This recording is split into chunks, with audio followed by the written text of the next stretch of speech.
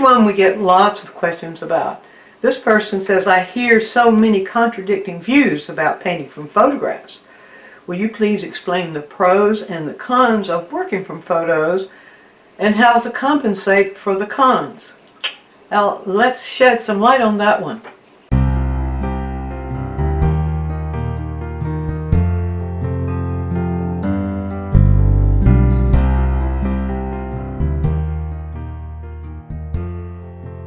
Well, a lot of people like to work from photos because they're convenient.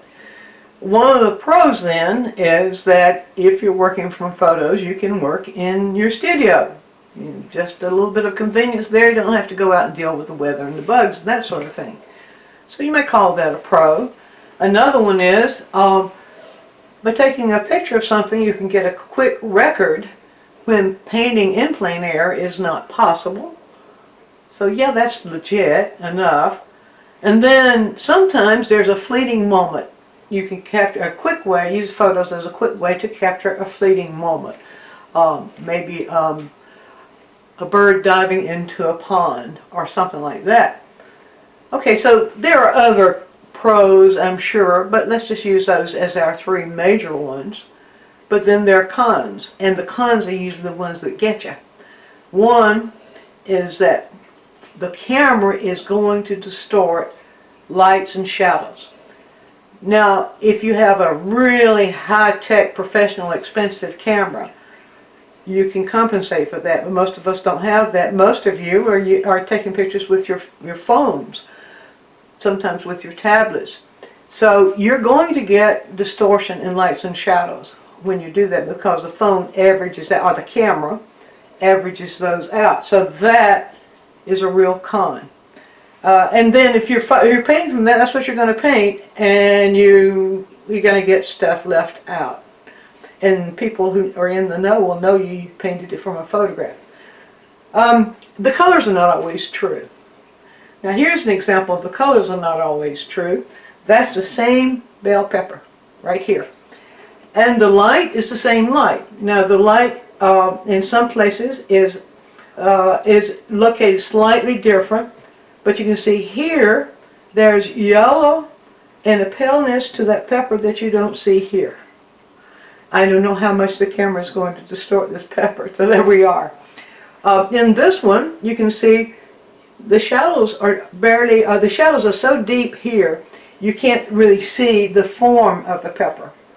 You can't see where the little indentions are. You can't see these little nice little protrusions that go around. You just can't see those, whereas you could see them in the shadow if you're looking at it rather than just taking a picture of it. Look at this one. It comes out almost yellow-green. What happened there? The color got distorted. That was too much light, and sometimes when something is really in strong direct light, it's going to bleach out some of the color. Now what happened here, the light is too low. So if the light is too low, it's going to darken the color. There again, compare it with this pepper. So the other thing is, when you're working from photographs, you have only one viewpoint.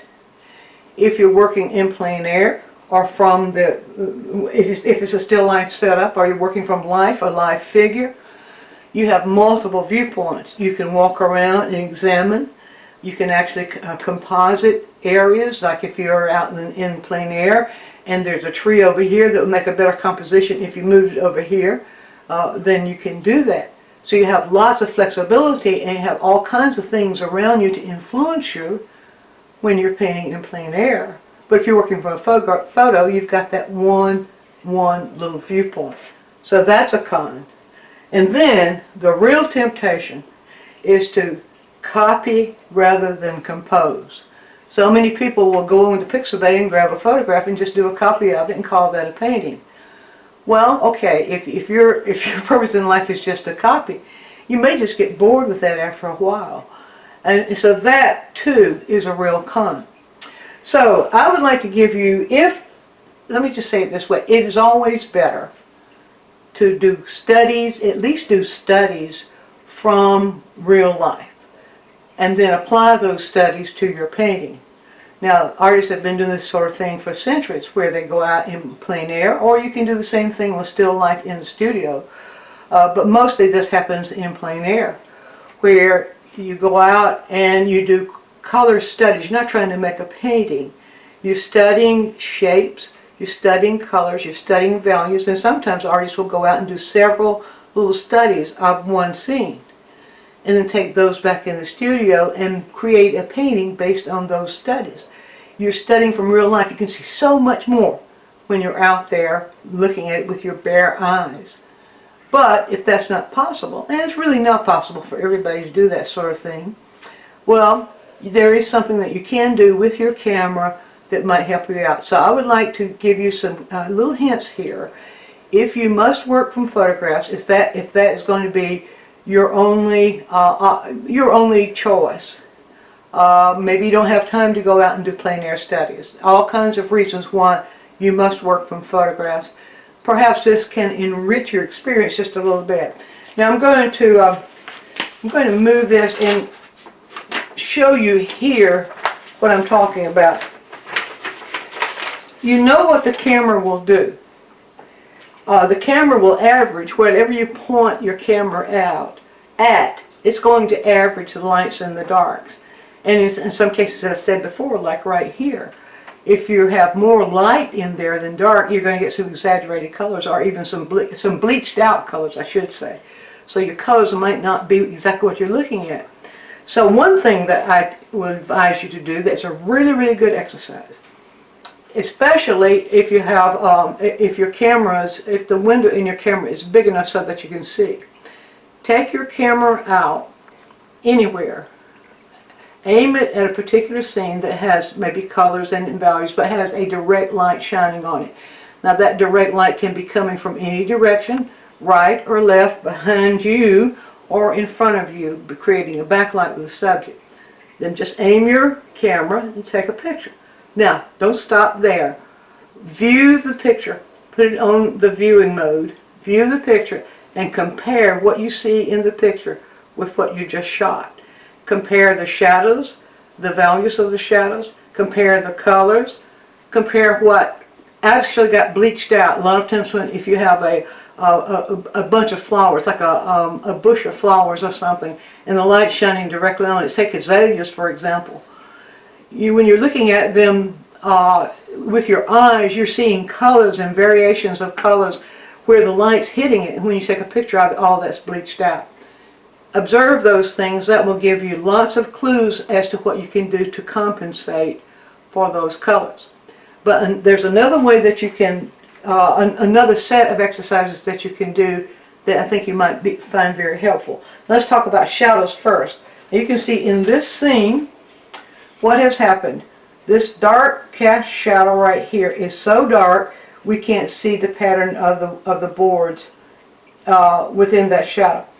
What's going on right back there in those trees is so dark you can't see the formation of the trees, the trunks, or even the ground, or anything else. You just see a dark black area.